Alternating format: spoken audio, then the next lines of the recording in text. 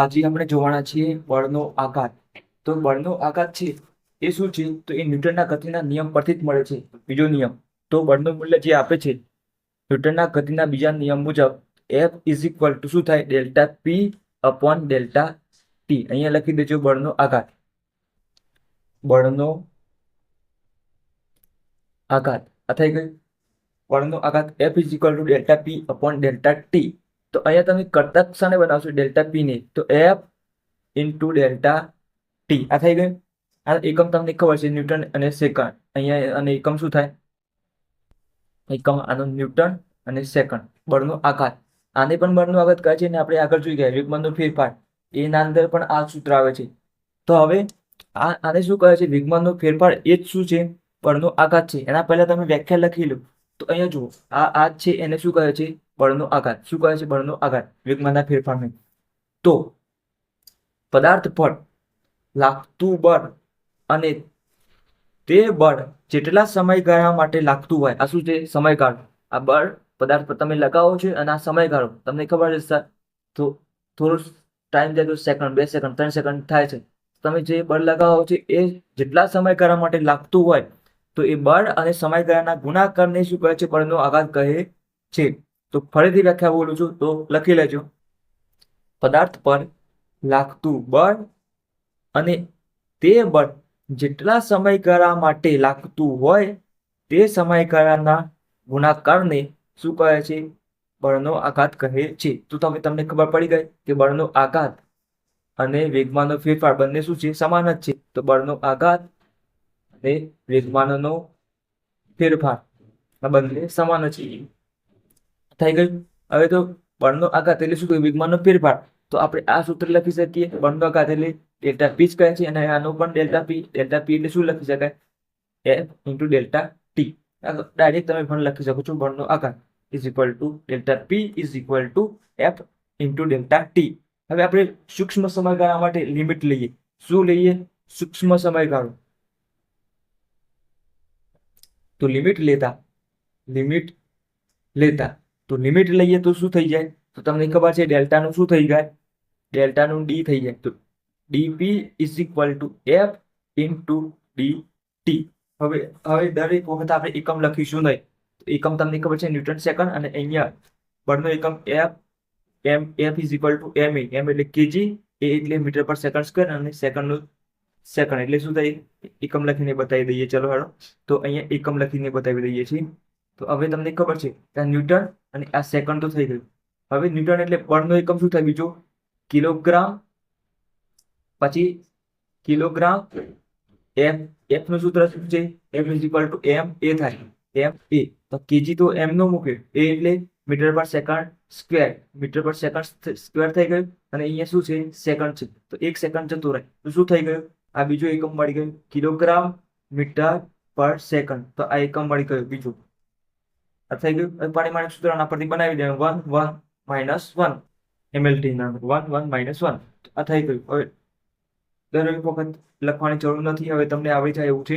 અહીં mlt લખો તમે. કિલોગ્રામ એટલે 10, મીટર એટલે લંબાઈ, અને સેકન્ડ એટલે સમય. થઈ ગયું. mlt m1 l1 t minus 1 અહીંયા ઉપર આવે એટલે -1 થઈ જાય. તો હવે આ તમને બળનો આઘાત તમે શીખ્યા. હવે તમને ખબર છે કે બળનો આઘાત એ જ તમારો વેગમાનનો ફેરફાર છે. તો વેગમાનનો ફેરફાર સદિશ રાશિ હોય, તો અહીંયા બળનો આઘાત પણ શું થાય? બળનો આઘાત પણ સદિશ રાશિ હોય. બળનો આઘાત સદિશ રાશિ છે. સદિશ રાશિ છે. આ થઈ ગયું. હવે અહીંયા તમને ખબર પડી ગઈ કે બળનો આઘાત સદિશ રાશિ છે. પણ હવે આપણે જે બળનો આઘાત એટલે બળ કેટલા સમય માટે લાગે છે એ આપણે શોધવાનું છે. તો માની લો કે તમે ક્રિકેટ રમતા હોય છો. શું કરતા હોય છો? ક્રિકેટ રમતા હોય છો. અહીંયા તમારા હાથમાં શું છે? બેટ છે. અહીંયાથી તમારા હાથમાં આ માની લો કે શું છે? બેટ છે. આ બેટ, અહીં દડો આવે છે. અહીંયાથી દડો આવે તો અહીંયા જેવો આવે એવું આ ભાઈ દડાને પાછું ફેંકે છે. તો થોડાક સમય માટે લાગે છે. શું લાગે છે? સ્પર્શ. અહીંયા બેટ અને દડા વચ્ચેનો સ્પર્શ કેટલો હોય છે? એકદમ ટૂંકો હોય છે, ટૂંકા સમયનો. 1 સેકન્ડ કરતા પણ ઓછો, સેકન્ડ કરતા પણ ઓછું ઓછું સ્પર્શ હોય છે. આ તમને ખબર પડી? એટલે આ બળ અહીંયા સમય કેટલો લાગે છે? ઓછું લાગે છે, પણ બળનું મૂલ્ય મોટું હોય છે. શું હોય છે? બળનું મૂલ્ય મોટું હોય છે. તો આ ટૂંકા સમયગાળા માટે અહીંયા ધ્યાન રાખજો, ટૂંકા સમયગાળા માટે જે મોટું બળ લાગે છે, ટૂંકા સમયગાળા માટે જે મોટું બળ લાગે તેને શું કહે છે? આઘાતી બળ કહે છે. શું કહે છે? આઘાતી બળ કહે છે. તો હવે અહીંયા આપણે આ ઉદાહરણ તો જોયું છે. અહીંયા તો બીજું ફળ જોઈ લઈએ. તો ક્રિકેટનો દડો કેચ પકડતી વખતે ક્રિકેટનો દડો જે એનું મૂલ્ય શું હોય છે?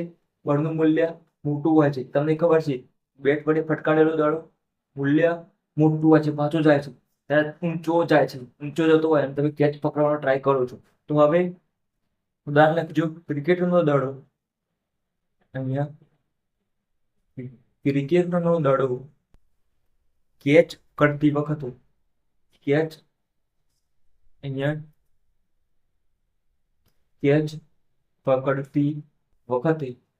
કેચ પકડતી વખતે શું થાય છે? તો હવે તમને ખબર છે, બળનો આઘાત એટલે શું? બળ ઇન્ટુ સમયગાળો. શું થાય? બળ ઇન્ટુ સમયગાળો થાય. હવે અહીંયા તમે આઘાત લખો અને વેગમાંનો ફેરફાર લખો, એ તમે લખી શકો છો જે લખવું હોય. તો અહીંયા આપણે બળનો આઘાત જ રાખીશું. હાલ બળનો આઘાત ચાલે છે એટલે. હવે માની લો કે અહીંયા ભાઈએ જે દડો ફટકારેલો છે એ બળનો આઘાત 12 મૂલ્ય છે. કેટલું છે? 12, 14 જે રાખવું હોય તમે રાખી શકો છો. અહીંયા આપણે મૂલ્ય તમને 12 રાખીએ છીએ. આપણે શું રાખીએ છીએ? 12 નો આઘાત. આ જે આઘાત છે, આઘાત એ કેટલું છે? 12 નું મૂલ્ય છે. હવે તમને ખબર છે, આ બધું ગુણાકાર થઈને અહીંયા 12 મૂલ્ય આવવું જોઈએ. તો અહીંયા જે દડો ઉપરથી આવે છે એનું મૂલ્ય માની લો કે કેટલું છે? બળનું મૂલ્ય, આ બળનો આઘાત એટલે તમારે 12 બનાવવા પડે. તો માની લો કે 4 નું બળ છે. કેટલું છે? 4 નું બળ અને સમયગાળો કેટલો છે? 3. સમયગાળો થાય 4 3 12, તો 12 બની ગઈ. તમે આટલા મૂલ્યથી તમે કેચ પકડો તો શું થાય? ઈજા થાય. કારણ કે 4 નું મૂલ્ય તમારા હાથમાં બળનું મૂલ્ય લાગે, દડા વડે જે બળ લાગતું હોય એ તમને હાથમાં 4 નું બળ લાગે એટલે તમને હાથમાં ઈજા થાય. શું થાય? હાથમાં ઈજા થાય. તમે લખજો, હાથમાં ઈજા થાય 4 વડે. પણ આ જ બળનું મૂલ્ય ઘટાડવું હોય, અહીંયા શું કરવું હોય? ઘટાડવું હોય. આ 4 ની જગ્યાએ ઘટાડી દેવું છે અને માની લો કે 4 ની જગ્યાએ આપણે બળનું મૂલ્ય 1 કરી દઈએ તો આપણા હાથમાં ઈજા ઓછી થાય. તો આ સેકન્ડ છે, આ સેકન્ડ એ તમારે વધારી દેવી પડે, ત્યારે જ 12 થાય. અહીંયા 12 લાવવાના છે. આ બળનું મૂલ્ય 4 ની જગ્યાએ 1 કરી નાખ્યું તો અહીંયા તમારે 12 કરવું પડે. એ સેકન્ડ તમારે ઘટાડવી પડે. એટલે જે 3 સેકન્ડે તમે કેચ પકડી હતી એને હવે 12 સેકન્ડે કેચ પકડવી પડશે. એટલે કે જે તમે દડો પકડો છો, તમે જે દડો હાથમાં પકડો છો, અહીંયાથી પકડો એના કરતા તમે હાથ પાછળ લો તો એ સેકન્ડ વધી ગઈ. અહીંયા માની લો કે 4 સેકન્ડ હાથમાં પકડે, હાથ પાછળ લેજો એ સેકન્ડ વધી ગઈ એટલે 4 3 જગ્યાએ શું થઈ ગઈ? 5 થઈ ગઈ, 7 થઈ ગઈ, ગમે તે થાય. જેટલી સેકન્ડો જેટલી વધશે એટલે તમને હાથમાં ઈજા ઓછી થશે. તો અહીંયા એ જે મળ્યું તમને, એ બળનો આઘાત મળ્યો. શું મળ્યું? બળનો આઘાત મળ્યો. બળનો આઘાત. તો આ આઘાતની વ્યાખ્યા બળનો આઘાત હતો. એટલે તમને જેટલા સમયગાળા માટે તમે સમય વધારશો એમ તમને ઓછી ઈજા થશે. તો બળનો આઘાત તમને મળી ગયો છે. તો આ શું છે? વેગમાનના ફેરફાર પર આધાર રાખે છે. વેગમાનનો ફેરફાર છે. આ શું છે? બળનો આઘાત. Delta P is equal to શું થાય? F delta P is equal to શું થાય? એમપી થાય. તો અહીંયા એમવી એટલે જેટલો એનો વેગ હશે એ એટલે વેગમાનના ફેરફાર પર આધાર રાખે છે. શું રાખે છે? વેગના ફેરફાર પર આધાર રાખે છે. વેગના ફેરફાર પર આધાર રાખે છે. થઈ ગયું. હવે અહીંયા પદાર્થનું દર અને વેગનો ગુણાકાર, એટલે મતલબ કે વેગ પદાર્થ છે અને તમે જેટલો વેગ આપો છો એ ગતિ ઊંચા માટે જરૂરી છે. હવે એ કઈ રીતે? તો માની લો કે અહીંયા માની લો કે કોઈ નાની કાર પડી છે. શું છે? આ નાની કાર પડી છે અને એની જગ્યાએ બીજી જગ્યાએ શું છે? મોટું ટ્રક પડેલું છે. ટ્રક પડેલો છે. હવે ટ્રકને તમારે ધક્કો મારવાનો છે અને ગતિ કરાવવાની છે. ગાડી તમારી બંધ થઈ ગઈ છે, એન્જિનમાં કોઈ પ્રોબ્લેમ છે, તો હવે કારને ધક્કો મારવાનો છે અને ટ્રકને પણ ધક્કો મારવાનો છે. તો અહીંયા માની લો કે તમે કેટલું બળ લગાવો છો? F is equal to 10 newton બળ લગાવો છો. તો ગતિ કરાવવાની છે. અહીંયા દર અને વેગ ગતિ ઉપજાવવા માટે જરૂરી છે. તો આનું પણ દર હશે, આનું પણ દર હશે, કારણ કે અહીંયા M1 અહીં M1 લખી દઈએ અને અહીંયા M2 લખી દઈએ. M2 મોટા છે, M1 નાના છે. આની કાર છે, ટ્રક મોટું છે, બળ તમે એટલું જ અહીંયા લગાવો છો. શું લગાવો છો? 10 ન્યૂટન. અહીંયા પણ 10 ન્યૂટન, અહીંયા પણ 10 ન્યૂટન લગાવો છો. માની લો કે આનું વજન છે, આપણે ખાલી ધારી લઈએ છીએ. તો માની લો આનું છે 5 છે. શું છે? 5. અને આનું છે 15 છે. ને ગતિ કરાવવાની છે 5 અને 15. તો અહીં જેનું આનો દર ઓછું છે એટલે અહીંયા તમે ધક્કો જેવો માર અને ટાઈમ લખી લો. ટાઈમ ઇઝ ઇક્વલ ટુ માની લો કે 5 સેકન્ડ માટે ધક્કો લગાવો છો. 5 સેકન્ડ માટે, 10 મિનિટ માટે, 5 મિનિટ માટે એવું લખી શકો છો. 5 મિનિટ માટે, 5 મિનિટ માટે ધક્કો લગાવો છો અને ગતિ લગાવો છો. ગતિ આ 5 નાનું દર હોય અને તમે 10 ન્યૂટન જેટલું બળ લગાવો એટલે આ ફટાફટ ગતિ થશે. જેટલું દર નાનું, તમને ખબર છે કારને ધક્કો મારવો હોય તો ફટાફટ ગતિ કરી શકે છે. તમે ટ્રાય કરી શકો છો. અને એ જ ટ્રકને એટલું જ બળ લગાવવાનું છે, વધારે નહીં. જેટલું તમે કારમાં લગાવે એટલું જ બળ તમારી ટ્રકમાં લગાવો તો એ ટ્રક કદાચ હલી પણ નહીં શકે. એટલું જ બળ છે. એના માટે વધારે બળની જરૂર પડે કારણ કે એનું દર મોટું છે. તો અહીંયા શું થશે? અહીંયા જે કારની ગતિ હશે એ શું હશે? વધારે હશે. અહીંયા માની લો કે અહીંયા M2 લીધો છે, વેગ V2 લખી દઈએ તો કદાચ થોડુંક હલશે ટ્રક, તો એની ગતિ ઓછી હશે. ના તો નાનું દર છે ફટાફટ ગતિ કરવા લાગશે. તો આ શું હશે? V1 મોટું હશે. તો V1 ગ્રેટર દેન V2 આ થઈ ગયું. તો જેનું દર ઓછું હોય એ તમે લખી લેજો. જેનું દર ઓછું હોય શું થાય? જેનું દર ઓછું હોય તેનો વેગ વધારે. અહીંયા જેનું દર ઓછું એનો વેગ વધારે. જેનું દર મોટું એનો વેગ ઓછો. જેનું દર ઓછું એનો વેગ વધારે, જેનો દર વધારે એનો વેગ ઓછો. તમને ખબર પડી ગઈ? હવે અહીંયા છેલ્લે એક લખી લેજો. આમ જુદા જુદા પદાર્થ પર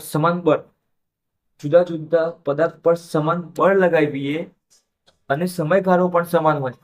શું હોય? સમાન બળ લગાવી જુદા જુદા પદાર્થ પર સમાન બળ અને સમાન સમયગાળા માટે તમે લગાવો. બળ પણ સમાન અને સમયગાળો પણ સમાન. તો અહીંયા તમારે શું થાય?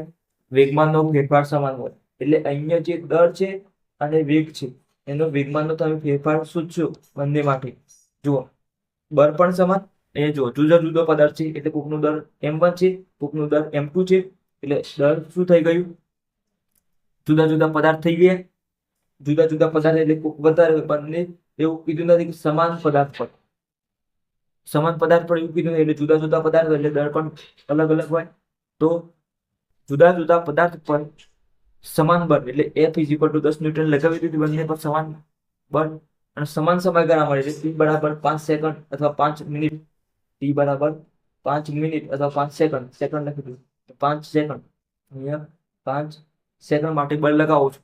સમાન બળ અને સમાન સમયગાળો લગાડીએ તો વેગમાનનો ફેરફાર જેટલો અહીંયા હશે પહેલા માટે અહીંયા ડેલ્ટા P1 કહી દઈએ, અહીંયા ડેલ્ટા P1 લખી દઈએ, અહીંયા ડેલ્ટા P2. આ વેગમાનનો ફેરફાર અહીંયા આના માટે ને આના માટે અલગ અલગ. તો બંનેનું મૂલ્ય શું આવશે?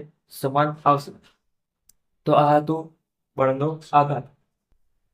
તો વિડીયોને લાઈક કરજો, ચેનલને સબસ્ક્રાઇબ કરજો અને બાજુમાં આપેલા બેલ આઇકનને ઓન કરી લેજો જેથી તમને વિડીયોની નોટિફિકેશન મળી રહે. ત્યાર પછી વિડીયોના ડિસ્ક્રિપ્શનમાં તમને ટેલિગ્રામ ચેનલની લિંક અને બીજી યુટ્યુબની લિંક પણ જોવા મળશે. તો ટેલિગ્રામની ચેનલને જરૂરથી જોઈન કરી લેજો.